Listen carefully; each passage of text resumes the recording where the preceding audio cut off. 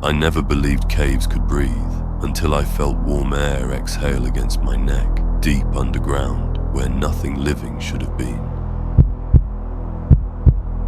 They told us not to go into La Boca del Silencio. Even the locals lowered their voices when they said the name, crossing themselves like it was a reflex. But we were young, stubborn, and convinced fear was just folklore meant to scare tourists. This happened in 2014 when I was studying geology in northern Mexico. A classmate of mine, Diego, had family near a rural mining town in Coahuila. Over beers one night, he mentioned a cave system nearby that didn't appear on official maps. According to old miners, the tunnels went far deeper than anything surveyed, and people who entered without permission never came back the same, or at all. That alone should have been enough to stop us. Instead, it did the opposite. There were 4 of us: Diego, his cousin Raul, my friend Marcus, and me. We told ourselves we'd just explore the entrance chambers, take some photos, and leave before dark. That's what we agreed on anyway. The cave entrance was a jagged crack in a limestone hill, hidden behind thorny brush. Even in the midday heat, cold air spilled out of it like a sigh. The moment we stepped inside, the sounds of the desert vanished. No wind, no insects, just silence so thick it rang in my ears. As we went deeper, the light from the entrance shrank until it was nothing more than a pale dot. Our headlamps carved narrow tunnels through the dark, revealing damp rock walls, streaked with mineral stains that looked disturbingly like handprints. I remember thinking the cave felt wrong, not dangerous in a physical way.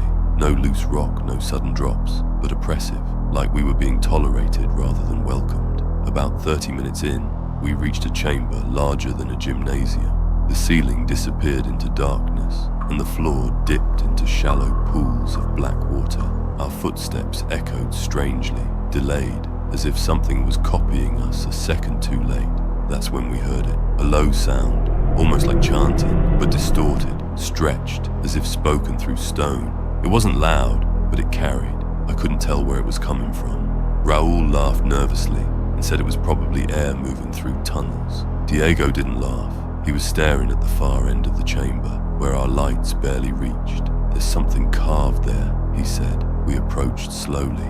Etched into the rock wall were symbols, circles, jagged lines, crude figures with horns and elongated limbs. Some of the carvings were old, worn smooth by time. Others looked fresh. Marcus joked that some local kids must have come down here to mess with people, but his voice sounded thin, unconvincing. The chanting grew clearer. It wasn't a language I recognized, but it followed a pattern, a rhythm, and beneath it something else. A wet, dragging sound like bare skin moving over stone. My headlamp flickered. That's when the temperature changed. The air grew warmer, not by much, but enough to feel unnatural in a cave.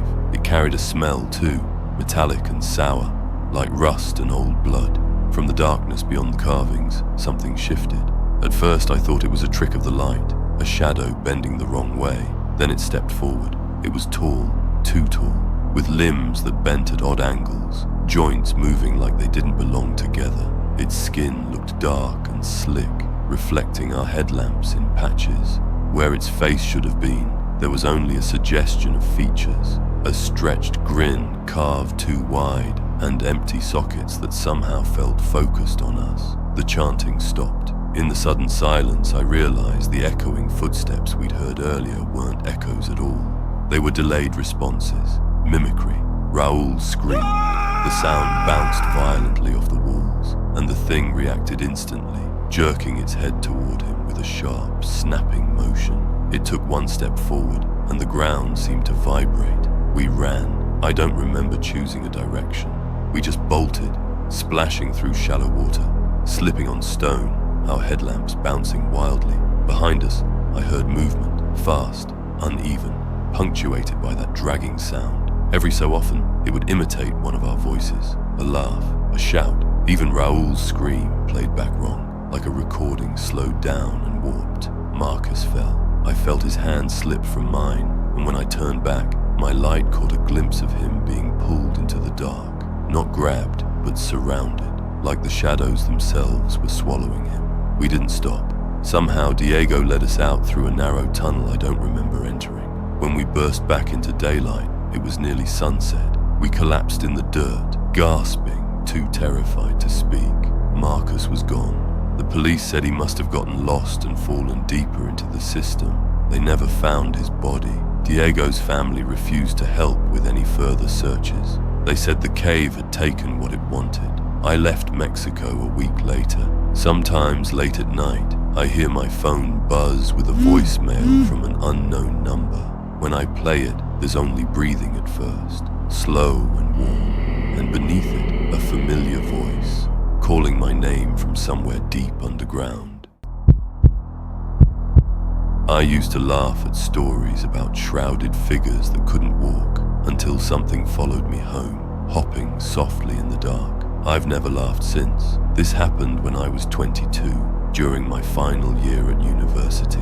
I was renting a small room behind my aunt's house in a quiet village on the outskirts of town. The place was cheap, isolated, and backed by an old Muslim cemetery, separated from the houses by nothing more than a rusted wire fence and a line of banana trees. People warned me about that cemetery. They always do. I didn't listen. Most nights were quiet, except for insects and the distant call to prayer. But during my second week there, I started hearing something strange after midnight. A dull, rhythmic thump coming from behind my room. Not footsteps, not dragging, just thump, pause, thump. At first I blamed stray animals, cats, dogs, even monkeys. But animals don't keep time like that, and they don't stop the moment you sit up in bed. One night, curiosity got the better of me. I turned off my phone flashlight and listened carefully. The sound was closer than before, right outside my thin wooden wall. I could hear my own breathing, shallow and nervous, as the thump came again, followed by the faint sound of fabric brushing against leaves. I didn't sleep that night. The next day, I asked my aunt if anyone had died recently. She froze mid-chop in the kitchen and told me not to ask questions like that. Then she said something I'll never forget. "If you hear hopping," she said quietly, "don't look." That night I locked my door, pushed a chair against it, and tried to pray myself to sleep. Around 1:30 a.m., the air in the room turned cold. Not a breeze, just a sudden heaviness, like the warmth had been sucked out. Then I heard it again, thump. This time it didn't stop. It moved slowly, deliberately, circling my room. Each hop sounded wet, like cloth slapping against soil. My ears rang with the silence between each sound, my heart pounding so hard I thought it would give me away. Thump. The smell came next, earthy, stale, like damp grave soil left too long in the rain. I squeezed my eyes shut. I remembered what my aunt said. "Don't look." Something brushed against my door. I felt it, not with my hands, but in my chest. A pressure, a presence. The doorknob rattled once, gently, as if testing. Then came a sound I still hear in my nightmares. Strained breathing, muffled, like air being forced through cloth tied too tight around a face. I don't know how long it stayed there. Minutes felt like hours. Eventually, the hopping retreated, fading back toward the cemetery. I thought it was over. The next morning, I found muddy handprints on my door. They were wrapped in white cloth. I packed my things that afternoon. My aunt didn't try to stop me. As I was leaving, she handed me a small folded paper with a prayer written on it and told me to keep it close until I reached the city. I didn't argue. That night, I stayed at a friend's apartment, 15 floors up. No cemeteries, no trees. I finally felt safe until I heard the sound. Thump. It came from the balcony. Slow, heavy, patient. I told myself it was impossible. Pokong are bound. They can't climb, they can't follow. That's what the stories say. The thump came again, closer this time, followed by the unmistakable sound of fabric scraping concrete. I didn't move. I didn't breathe. Something pressed against the glass door.